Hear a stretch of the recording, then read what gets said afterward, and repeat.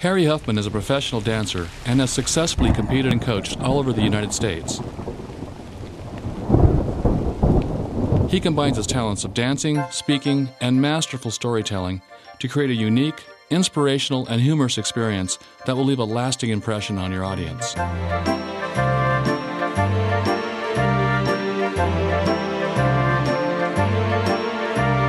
singing in the rain, just singing in the rain. What a glory. During Harry's performance, you will learn how to discover your inner voice, overcome obstacles, silence negative self-talk, and use your dreams to guide you to success.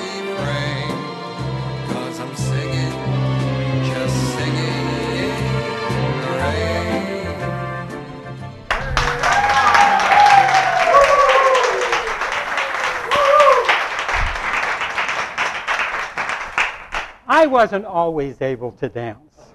In fact, I was a real klutz. One of the main reasons I got into dancing was to meet women. As scary as it may sound, if you want to meet women, you go dancing. According to the experts, the number one fear is public speaking. Wrong. Okay, for some it's dying. For me, it was dancing where I felt like I was dying. For some men, dancing is about as comfortable as sitting or walking through the lingerie department of Victoria's Secret. At any moment, you expect the PA system to come on and someone to shout, "Pervert on aisle 23." First of all, I'm not here today to convince any of you to become a dancer. And second, it wouldn't hurt if some of you were. Long before I thought about dancing, I had this serious conversation with my friend Bobby Martin. We were 6 years old. What were girls for? There's always a bridge between what you want and how to get there. So be careful for what you ask. You just might get it. On the more serious side, have you ever had a goal that you're afraid you might not accomplish? Have you ever gone down a path and been met with nothing but failure and roadblocks? At some point you say to yourself, is this really worth it or not? Then something happens to give you the power, strength, and courage to continue on. Most of us have. This time I'm 11 years old. And one of my jobs at the orphanage was shoveling the courtyard sidewalks in the Siberian winters of Ohio. It was cold, hard, boring, futile work, which when I think about it, helped prepare me for adulthood. One February morning, after months of shoveling and piling snow, I discovered a shortcut. Why not take hot water, throw it on the walk, and melt it? What a concept. I couldn't believe nobody had ever thought of this before. I got several big buckets of hot water, threw it on the snow, and sure enough, it melted away.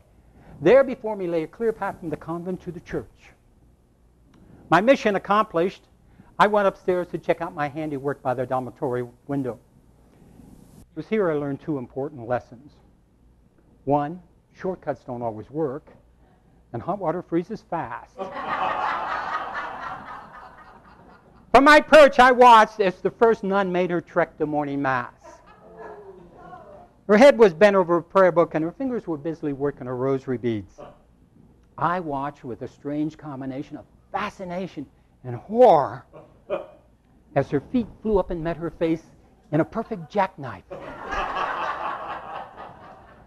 It was a 10. This was followed by 2, then 4, then 6 little chubby nuns who went slip-sliding away. Whoa, it was nuns on black ice.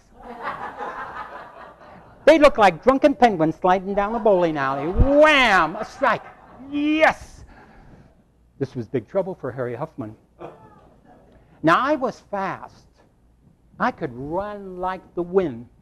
There were 5 stories in that orphanage, and I made the 5th floor in record time. You would too if you had a pack of nuns on your heels. Mad nuns can run.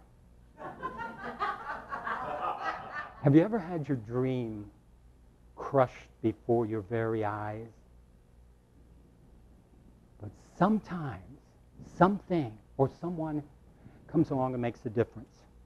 Judy Schmidt, who occasionally would partner me, handed me a poem. It's called The Man Who Thinks He Can by Walter Wintle. If you think you're beaten, you are. If you think you dare not, you don't. If you like to win but think you can't, it's almost a cinch you won't. Life's battles don't always go to the stronger or faster man. But sooner or later, the man who wins is the man who thinks he can. I must have read that 100 times. And I could feel this warm, tingling sensation in my body.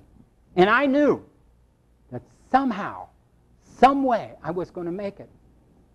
That, and I started dating Judy Schmidt. And she would invite me over for dinner. After that, my body and music became one. And I could dance. The key to management is to remember that no matter what happens, the beat will always go on, even if you sometimes miss it. I got better as managing and eventually went on to owning one of the largest studios in the country. One day, I'm sitting in my office, and out of the blue, I get this letter from my old friend, Judy Schmidt. Dear Harry, I found this in a drawer some years ago. I've been meaning to send it to you. It was my evaluation sheet. At the top, I had rhythm, and across from it, it says, doesn't have any. Balance very shaky, posture poor, ability bad, recommend you don't hire. On the back, it said, glad to hear of your success, Harry. The bet around the studio was there was no way you were going to make it, but you did. Whenever I come up against tough times, I think of you pounding that floor hour after hour, day after day, week after week. You were an inspiration. God bless you, Harry Huffman. P.S. Mother said she never met a man who could eat so much. A miracle came together on that summer day with a skinny orphan, a scruffy dog, a policeman with a compassionate heart. When you give the gift of unconditional love and friendship, you might find a treasure that will leave paw prints on your heart.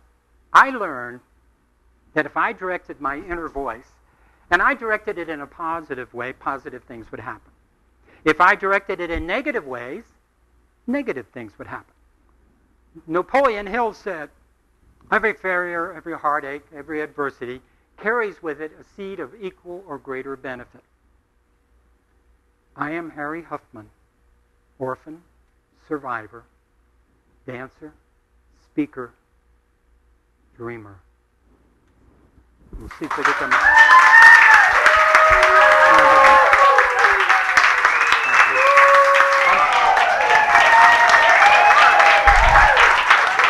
Harry is the man to have at your motivational events. I have to do. Thank you. Contact Harry at harry@speakdance.com or call 480-951-4225. And learn about Harry's new book, Are There Chocolate Bars in Purgatory, at his website, www.speakdance.com.